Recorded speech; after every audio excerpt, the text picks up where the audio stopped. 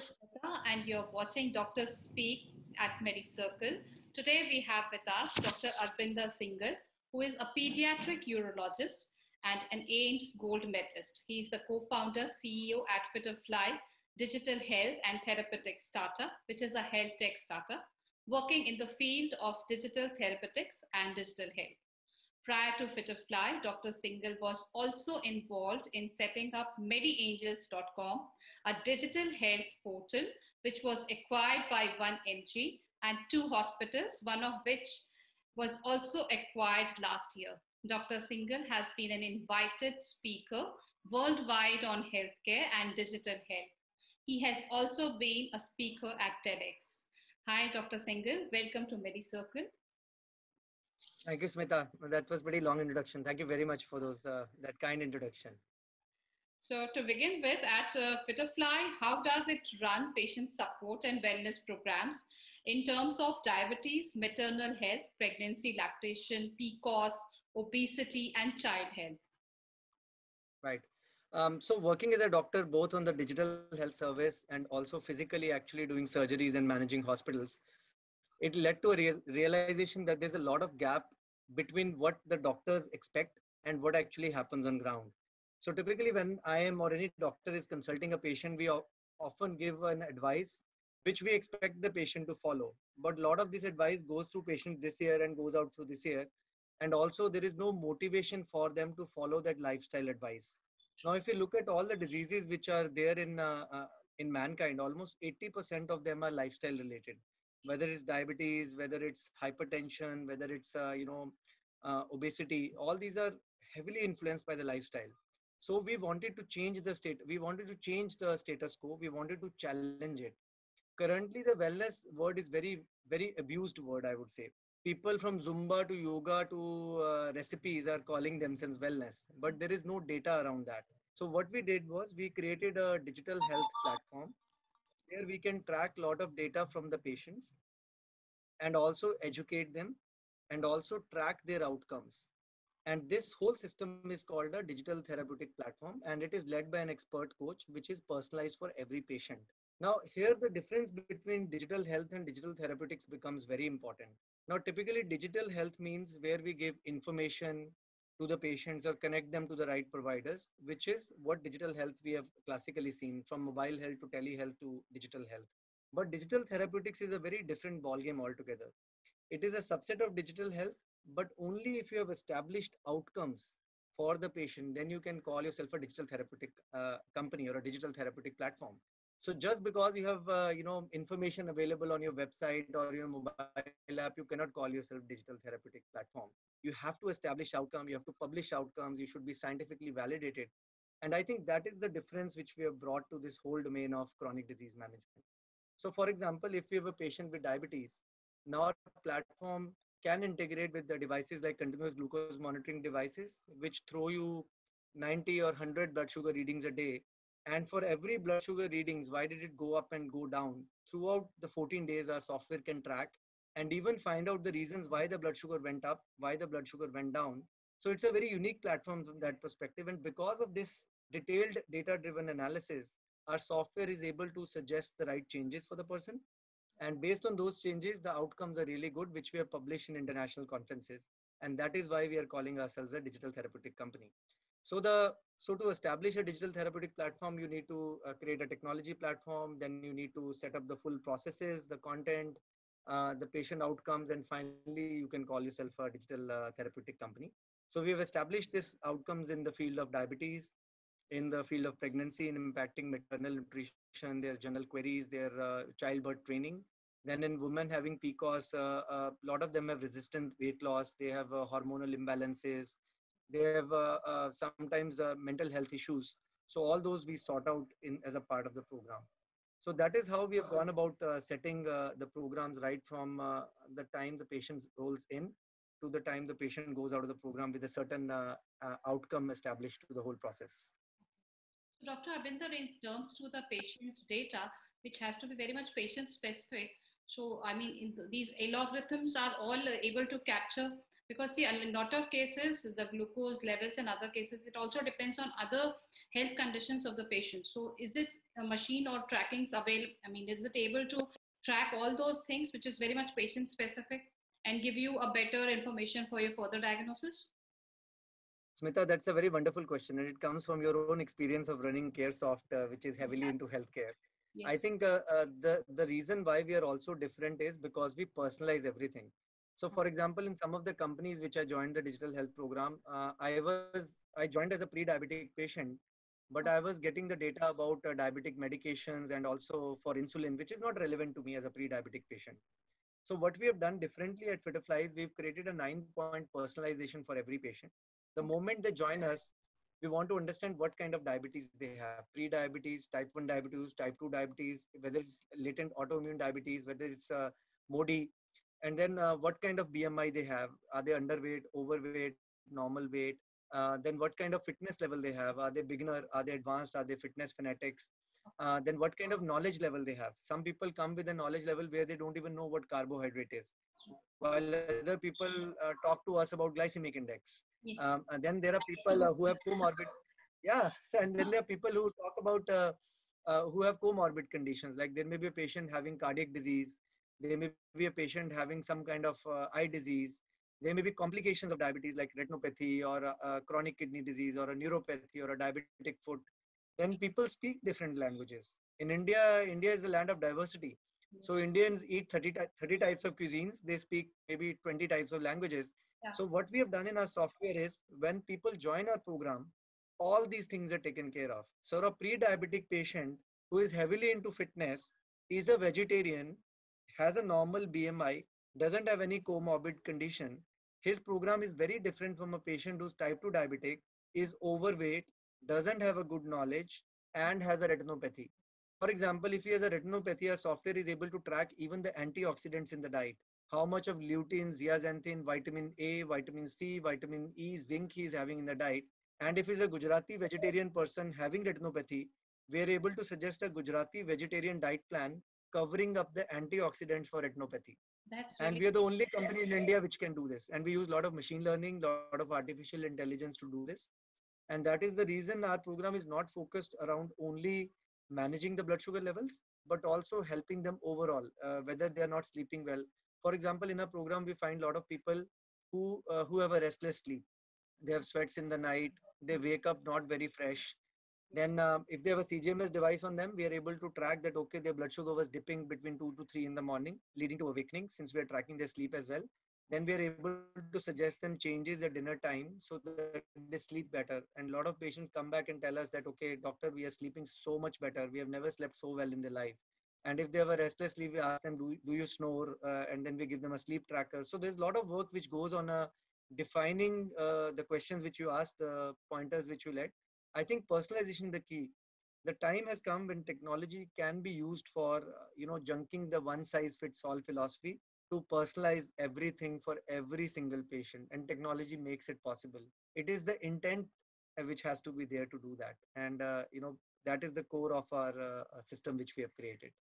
See, it is so interesting to know. So I'll just pop in one question. Like, see, if the patient is diabetic and these devices are tracking all his medical conditions, sometimes the patient is also suffering from sleep apnea and other cases, things which he might not be knowing.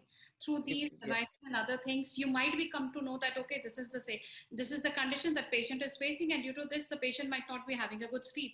So I Yeah. think in treating of the diabetes of that particular patient, you may come to know about others' health conditions of the patient, and you may be also able to help him resolve those issues. Absolutely right. So that's a very good example. If they're not waking up fresh in the morning, so we have something called symptom tracker. Then Okay. the question goes out: if you didn't feel fresh, did you snore at night? Ask your partner. And if they're snoring at night, then we suggest them to see a sleep specialist or a pulmonologist and probably get a sleep study done.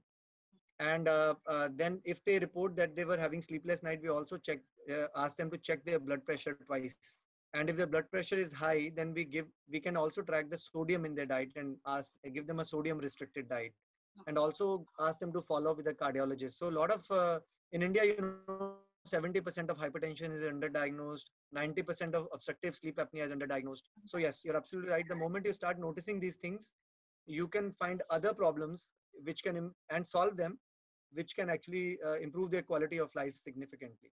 So it would be helping the patient in a 360-degree approach. So coming to Fitterfly would be really a good solution for the patient itself. My next question is like, you are an AIMS gold medalist, and what drives your motivation?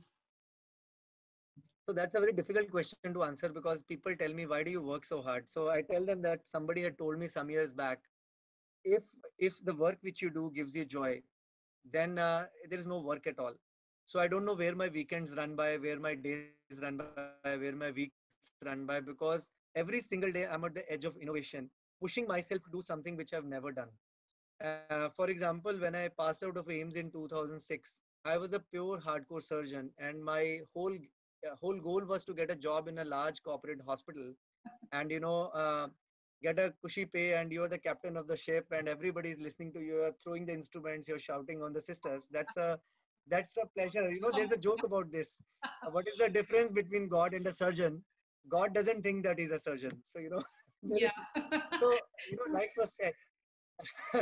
So then I went to US for further training, and I came back to India, and that is when the real thing started. I shifted to Bombay, and over there, I suddenly was at a place where nobody knew me. I was completely out of my comfort zone, and I had to build everything from ground zero.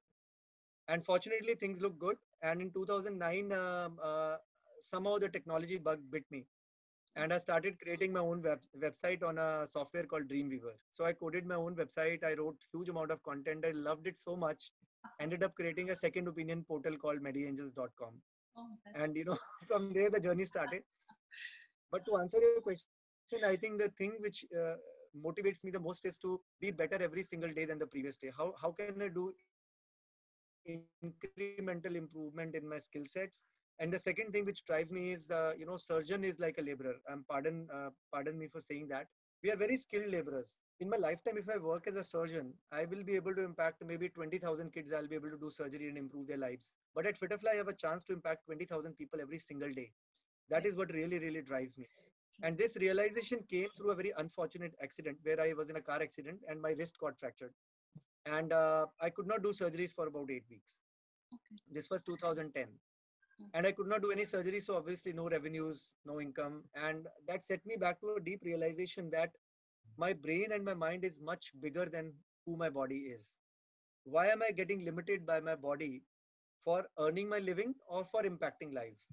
So that time, uh, in those 10 weeks, I wrote about 300 pages of content for my website with single hand, with Oh, one hand in a sling. And that really changed my life. My writing skills became better. My counseling became better. I was more accepting to patients. I became a more humble person as a human being. I realized that, ultimately it just takes a minor 5 bits of accident to bring you down from the top of the world to somebody who cannot do anything. And that motivation really led me to create something which is agnostic of my presence, agnostic of my physical aspects. And that is a big motivation for me. And I think everybody should have couple of skill sets. This is the age of polymaths, where you should have multiple skills. So I think I'm a firm believer that you should acquire more skills, push yourself every day, and go on and impact large number of people every single day. That is the only way to fulfill your life's destiny. really, really interesting. How was your experience as a TEDx speaker? It was fine. I had A never lot of spoken. people asking you the same thing. I mean, how does it feel? I think I have come across lots and lots of LinkedIn profiles, and they just specifically mention that he or she is a TEDx speaker. So, how does it Yes. feel to be So somebody? I was invited to this TEDx event in Ranchi, where they reached out that they want to somebody to speak about what's happening, and the topic was breaking barriers. In breaking barriers was the overall overarching theme of the conference, and I spoke about breaking barriers in healthcare. And we have this feeling that everything has to happen in the hospital. Doctor knows everything, and there are challenges. So I was trying to speak on that, and it was a difficult time to prepare for it, because I've never spoken like that. Always spoken to only medical conferences. I've demonstrated live surgeries. I've spoken at schools also, but I've never spoken to a random audience. And over there, the whole bit has to be the what is the mission which you're trying to accomplish. What is the single-minded goal? So I think I did about 3 rehearsal sessions with my team. They were very patient with me at Fitterfly. I said, just believe that you don't know me, and I'm going to present this to you. And and to keep a coherent chain of thoughts, I also prepared certain kind of cards which I can take cues from. But it so happened then I reached there, I realized I left the cards at home. Oh God. And I said, now I'm there, and I don't have the cards, so I'll speak from my heart. And fortunately, the guy who introduced me at the TEDx talk, he knew me very well, and he spoke about the way he introduced me. He said he is a doctor who is ready to give everything else in his life, a very cushy surgical practice to do something else. So Great. I think that really motivated me, and it was a very nice session. And I really enjoyed being a TEDx speaker, interacting with people there were people from 5 countries who were speaking in that session. There was a cyclist who was cycling all the way around the world, spreading positivity. There was a first Indian international woman golfer there. Oh, There were all kinds of people. There was a SP from Superintendent of Police from Andhra Pradesh who was making a lot of changes using IT. okay. So I was the only doctor on the platform out of 13 speakers. It was nice to interact and see that doctor is not the god. There are a lot of people doing much more meaningful work out there and impacting large scale of lives. So it was humbling. It was enriching. It was morale boosting in many ways. How do you see calm under pressure under the new normal, as we all have been forced to live under new normal conditions thanks to COVID? And as everybody expected that it is going to be the end in October, September, whenever it is not. I think we have to live with COVID and we have to lead all our lives like this. So, what Yeah. is your take on that? No, that's a very interesting question because the way you started it, you know, we all thought in March that if we do 3 or 4 weeks of lockdown, everything will be fine. Yes, Then in April and May, we thought, okay, it will be over by June. And then we know September. Now we all very well aware that there is complete uncertainty. Nobody knows anything. yes, And and the way it has worked out in our minds is we have also slowly adjusted to a lot of stuff. Whether it's working, I cannot imagine a situation where you could do so much of work sitting remotely in one chair using technology. And for our organization, we had 3 floors and we had close to 80 employees working out of these 3 floors. We let go of one floor completely, the biggest floor. Everybody started working remotely right from day one. And I'm very happy to report that people are happier because in Bombay, they were spending 2 hours to travel. And yes. now they are very happy. And the only problem is to, get them to wear sometime formal clothes, at least upper half of the body, when they are when they are on a business video Get call. into Bermudas and shorts and whatever they feel like. But yes, see, the travel time has decreased. It's really a boon for Mumbai because again, it is like just to have a 2 hours meeting, you need to travel 5 hours, and that's really Yeah. like waste of a time. And we were able to do only 2 or 3 meetings in a day, and sometimes only one meeting. Now we are able to do 5 or 6 meetings. Our clients are also very happy. Vendors are happy. Employees are happy. We are saving a lot of money. So our company was typically spending about 6,000 rupees per seat per month. That all expenses are gone. Employees are happier because they get more time with their family. They don't have to face the pollution, the uncertainty of travel. Especially in Mumbai rains, it can sometimes become very difficult. And Yes, also healthcare as an industry, I think a lot can be done remotely now with the newer devices, newer technology. Patients are also willing to do teleconsultations. Patients are also willing to engage with the remote monitoring tools. So I think it has led to a lot of innovation. It has led to a lot of happiness in terms of the way people are interacting with technology, the way are using them. Another important aspect was when these things happen, there was a lot of pressure on us, the 3 founders. My co-founders are Jayesh Sawant, who leads the technology, and Sailesh, who leads the business. There was a lot of pressure on us how we are going to handle this for the employees. And there were so many layoffs happening in every industry. And yes, especially in startups, I was hearing that a lot of startups are facing a lot of challenges. But 3 of us, we didn't lay down even a single employee. that's great. And we did monthly town halls with every employee, and we took them through the plans for the next 3 months. What is the company thinking in the long run? And we again and again stressed on them that people are you are taking care of people who are having health issues. Let's be empathetic in this time. Let's listen to them more. Let's give them more time, and let's impact their outcomes in a positive way. So I think focus on the clients, and also telling them that their jobs are secure, and that really helped us stay calm during the pressure. And employees sometimes come back with really good suggestions. Some of the senior employees were so kind. They said if the company is facing a crunch, we are okay with a 20-30% salary cuts for a temporary period. That's And commendable. this was the and they themselves came. And one of the employees, actually, we said 20%. He said no, I'm good with 30%. I can manage. So for junior level employees, there have been no salary cuts. For some mid-level, there have been salary cuts and so on. And so the innovation in terms of monitoring them, giving them tools. And I remember there were some times when the laptop stopped working or we had to ship a phone and we got special permission to ship a laptop. An employee went to like 60 miles to Pune to deliver a laptop to an employee. The last thing which really happened in this lockdown was earlier we had employees only who were living close to Navi Mumbai, where our head office is, or Okay. Surat we have an office, or a Gurgaon. Now I'm happy to report that we have people across 20 cities That's in good. India who work full time with us. And now we are becoming more and more work from home organization, and we are hiring people from across the globe. There are some people from US and Australia also working with us. So I think just managing the resources, keeping them motivated, keeping focused on the core mission, which is the patient outcomes, really helped us tide through this. And now we are about to close another round of funding, which will hopefully be Series A. And Oh, this round will again be closed with without meeting the investors physically at all. yes, all virtual. All virtual. So I think these are the positive outcomes of COVID pandemics. I think it has made us more patient, and it has exposed us to, M-health, e-health things, video consultations. Even people who were reluctant to have these online meetings, now they don't have any other option and come to these online platforms to have these things, and we have more constructive time and good time with our families. So I think Yeah. there is some definitely there are a lot of fatalities and other things which is going on, but yes, COVID has really helped us out in some of the things which we have believed, or we have found that these things existed but we never experimented with them. And specifically, I think in like you know that diabetes is a condition which makes you which lowers your immunity. And in fact, at one of the hospitals nearby, out of the ICU patients which required admission for COVID, almost 70-80% were diabetics or heart disease patients. So these patients, when they cannot go to the hospital, they often lose track of their glycemic control. So platforms such as Fitterfly are really helping those patients stay in touch with their coaches, manage their blood sugars. And we also launched a very interesting program called Immunity Program. Okay. So, so there are micronutrients which impact immunity. There is your fitness which impacts immunity.